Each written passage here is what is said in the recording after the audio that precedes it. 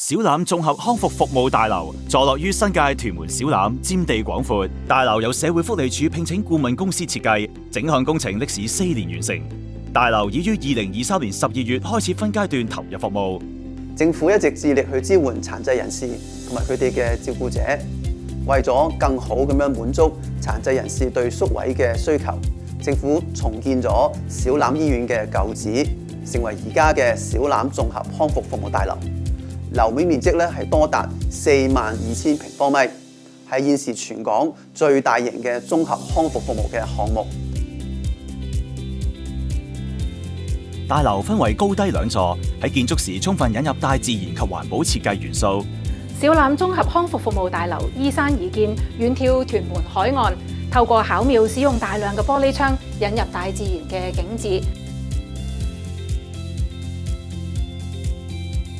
院友隨時都可以欣賞到戶外嘅景色，令身心分外舒暢。加上大樓裏邊多個綠化空間同埋庭院，院友可以喺愜意舒適嘅環境下邊進行唔同嘅小組活動，以及同親友共享天倫之樂。社署委託咗香港耀能協會、東華三院同埋新生精神康復會負責營運大樓，合共提供1150個宿位同埋560個日間訓練名額，為智障人士、肢體傷殘人士同埋精神復原人士提供一站式嘅日間及住宿服務。大樓設有12輛小巴提供接載服務，便利服務使用者及前嚟探訪嘅家屬。香港耀能協會小欖清輝園為中度智障人士及嚴重肢體殘疾人士提供住宿照顧及日間訓練，並重點加強職業康復訓練及強化家庭關係嘅工作。院舍按學員嘅能力配合現代化嘅職業康復訓練模式，以3層職業訓練模式為學員提供多元化嘅職業訓練。第一層基礎訓練主要係培養學員嘅工作動機、工作習慣以及與人合作嘅技巧。第二層技能訓練讓學員掌握專門嘅知識同技巧，並進行實務工作。第3層高階訓練則安排學員喺實體店學習與市場及商業營運相關嘅技能。通過3層職業訓練，為學員將來公開就業作好準備。院舍十分重視學員同家人嘅關係，特別設立咗樂廚閣同埋樂聚閣。透過樂廚閣為學員同家人舉辦親子入廚活動，強化家庭關係。而樂聚閣則提供咗一個有家的感覺及舒適嘅空間，讓學員同家人共聚天倫。邀請所求，卓越展能，實踐 advance。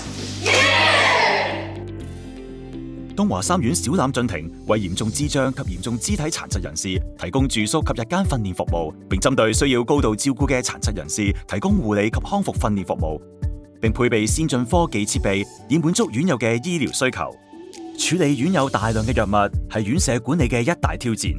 院舍嘅自動藥物處理系統有助減少喺處理藥物方面嘅人力需求。院舍運用人面辨識防游走系統，有效協助職員管理大量院友嘅進出。小欖進庭設有唔同嘅樂齡科技產品，提供運動及感覺統合訓練，並將遊戲融入其中。院舍充分利用大樓嘅綠化空間，讓院友親近大自然，增加正能量。又舉辦唔同嘅藝術同音樂活動，發展院友嘅潛能。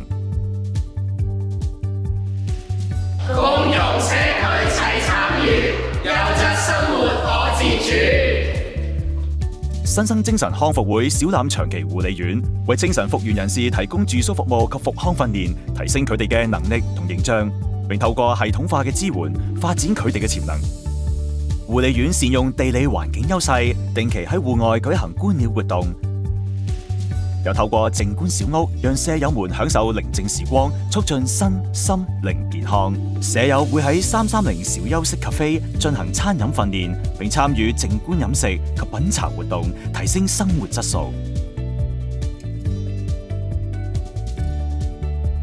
護理院善用智能科技，設有30部多功能電子屏幕，採用全點觸操控，讓舍友學習如何運用科技滿足日常需求。護理院又設有330小店，為舍友提供培訓機會及生活體驗。經訓練後，舍友可協助理貨、收銀、招待等工作。其他舍友亦可以進入小店購物，體驗社區生活，並增加舍友嘅聯繫同互助精神。新生精神康復會。與身心靈同行。